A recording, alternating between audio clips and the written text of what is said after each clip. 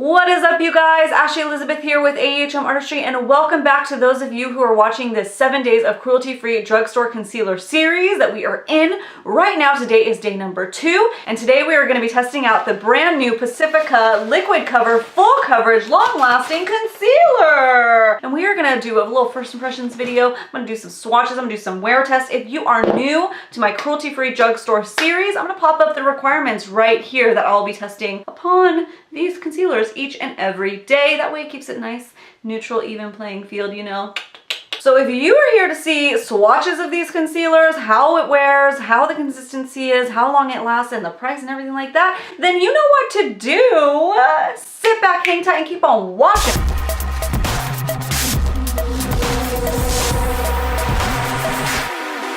So first up, I'm going to go ahead and do some swatches for you guys. You can see this little video that I created. Quick shout out to Pacifica for sending me these concealers to swatch for you guys over on my Instagram. I did that last week, so this video is not sponsored at all. However, I was sent these in order to swatch for you guys, but now I'm testing them right on my face. Just because I'm sent product, do not worry, it doesn't mean that it's going to affect my opinion on it. I'm still going to tell you how I really feel, and you're going to see for yourself how it looks. These concealers currently come in 12 different shades, all ranging in different undertones and everything like that.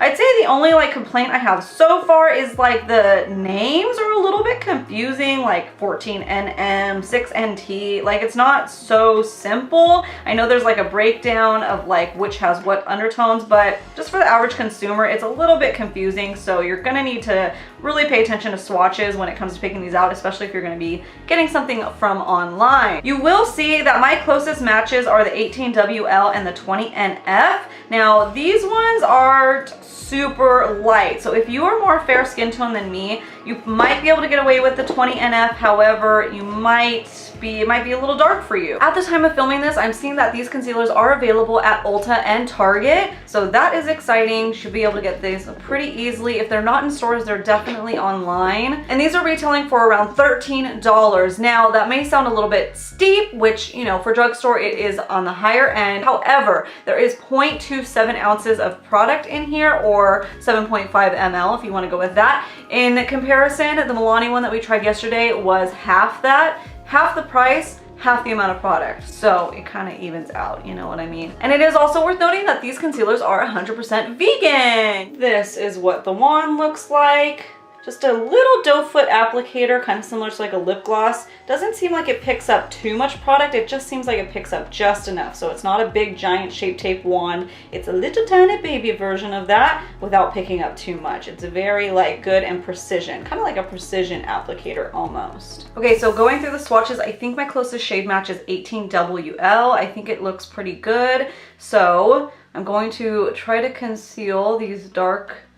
I might even be able to go in with the lighter shade too to highlight. We will see. This formula does seem super thick, so I think I'm gonna have to work in sections. That's blending out really nice though. Applicator's not very big, so I need to go in with a little heavier hand. Okay, that looks pretty good. Yeah, it's not emphasizing pores or anything. That Milani concealer yesterday emphasized my pores immediately, so that's already nice. A little bit sticky, yeah. But I'm gonna go in with the foundation. As you know, I changed the foundation to the Bare Minerals Bare Pro foundation after testing that out with Milani. So I'll be going in with this the rest of the week instead of the Tarte Amazonian Clay. Now to apply the rest of the concealer, and I feel like I'm gonna do it a little bit more how I used to do it, just doing this little triangle right here. And let's work in sections because this concealer is so thick and sticky. I'm worried that it's gonna start drying weird as I apply it, you know? And I went in with the 20NF just because it seemed a little bit brighter. Well, it spreads pretty far.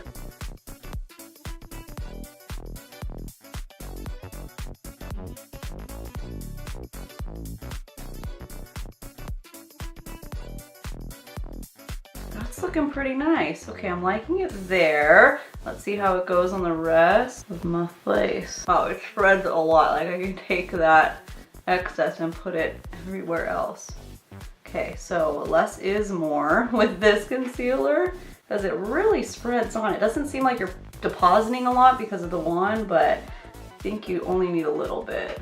Now I'm going in with the 18WL to spot conceal. I think I could have gotten away with this as the highlight. Also, it's just not super bright. It's closer to my skin tone, which helps conceal a little bit better. That's what I do with the Shape Tape. I have two different ones that I'll do my acne that I've had lately because of all the different stuff I've been trying, and then going with a brighter shade to highlight. Okay, I'm gonna zoom you guys in so you can see everything. And then with this brightness down, that is good to be able to see stuff. All right, so that's without setting it or anything like that. What are we thinking about that? Let me take a look and let me see what I feel about it. Okay, I would definitely say better coverage than the Milani concealer already, except for like the acne spots. I can still see those a little bit, but not even as bad as the Milani one, and the discoloration on my cheek area is way less pronounced, so that I'm really happy about. The highlighting aspect of it looks really good for brightening. Under the eyes I'm creasing a little bit. Yeah, I'm getting some creasing already. Right here, I don't know if you can see this line. Like fine lines I'm gonna have, but creasing is where everything kind of rolls into that wrinkle, and it's kind of happening a little bit, so I need to hurry up and set this soon. And it is kind of greasy, kind of sticky. And it's not matte, I would say, at all. I would say it has like a sheen on it, almost like a dewy sheen, border, oily. So you definitely need to set this. It's very sticky to the touch. So I'm gonna go ahead and set this, and we will see how it looks with all my products topped on top. Okay, we are back. Everything is finished up. I like the coverage that it gave me and my discoloration much better than the Milani concealer we tried yesterday. However, as far as like acne coverage goes, it's not that great. You can see all my redness coming through. So that part's not great. Under the eyes look pretty good. I know I was having trouble with it creasing before I set it, but I tapped off with a beauty blender as I usually do, and then I powdered, and now I'm not having that problem. But we never know until we do the 8-hour wear test how that actually lasted and looks. And then also note around the creases of my nose look really good. However, it's a little powdery on the actual tip and bridge of my nose. I don't know if that will settle and fix itself or if it's gonna wear off soon. So let's go ahead and do the 8-hour wear test and see how everything looked. Okay, 8 hours, woo! Let's check everything out. So I already was looking in my mirror and kind of dissecting everything. Now you can do the honors. So this is what I'm seeing. I have a lot of shine. Super oily. A couple areas are pretty greasy, like around this area. My pores, however, look pretty good, where compared to the Milani yesterday, my pores looked really accentuated right from the get-go. My pores looked really good throughout wearing this. They still look pretty good.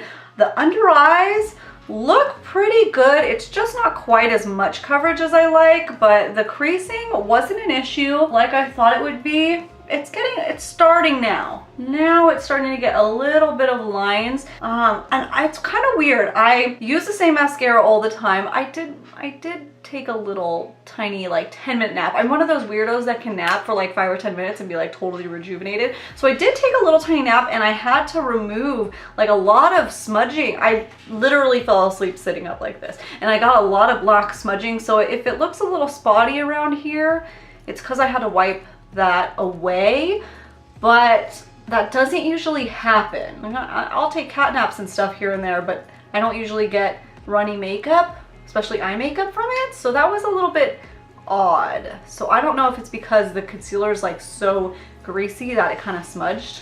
Just a speculation.